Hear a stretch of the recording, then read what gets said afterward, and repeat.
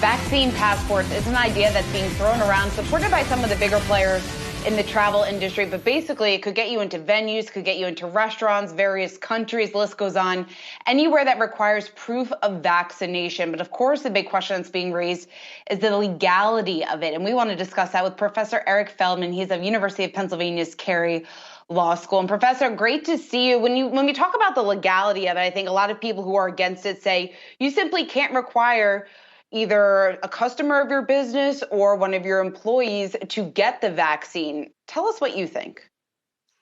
I think it depends upon who the you is in that story. It seems fairly clear that some of the yous can certainly require people to show that they've been vaccinated. Private businesses, for example, can both under the EEOC, the Equal Employment Opportunity Commission's guidance, so long as they comply with state and federal law, require that employees get vaccinated. And private businesses can put all sorts of restrictions on who they do and don't let into their venues. And that would be true for your local bar and cafe, as well as Yankee Stadium, for example, or the US Open or other sorts of venues. So my guess is in most cases, private venues and public venues, depending upon which ones they are, will be on fairly strong legal ground if they're going to require people to show that they've been vaccinated. And Professor, of course, a number of states have come out strongly against these vaccine passports. But to give one example of a state that has issued something like that, here in New York, we have the Excelsior Pass, which provides either a record of vaccination or proof of a negative test. And I'm wondering, of course, vaccine passports in that case could be a little bit of a misnomer if a negative test also suffices in order to permit entry into a venue or to some other live location. And I'm wondering, that is something that could potentially be on even firmer legal grounds, since it wouldn't just be about the vaccines, it could also be about a negative test. Right. Well, the vaccine passport in general, I think, is a misnomer. I think the term started out describing the sorts of requirements that countries might have for citizens of other countries or even their own citizens to cross the borders into the country. That fits with what we think of as passports, which after all are formal government documents that impose certain obligations and grant certain rights to the holder.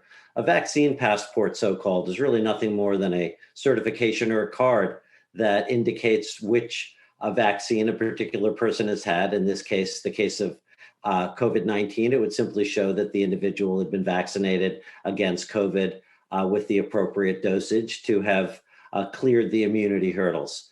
I think you're right. There are some places that are suggesting, well, gee, either show a vaccine passport or vaccine certification or show that you've been tested and tested negative recently. But I think we know that the vaccination is likely to be a significantly more robust form of protection, both for the individual and for others.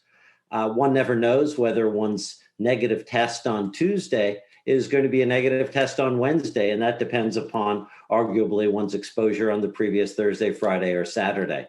So my guess is moving forward, particularly as the science firms up and makes clear, hopefully, that those who are vaccinated are neither at much risk or any risk for either getting sick with COVID-19 or transmitting COVID-19, it would seem a far second choice to simply say, well, if you haven't been vaccinated, just show us that you've tested negative. I don't think that's likely to be the two options. I think the option is likely to be show us that you've been vaccinated.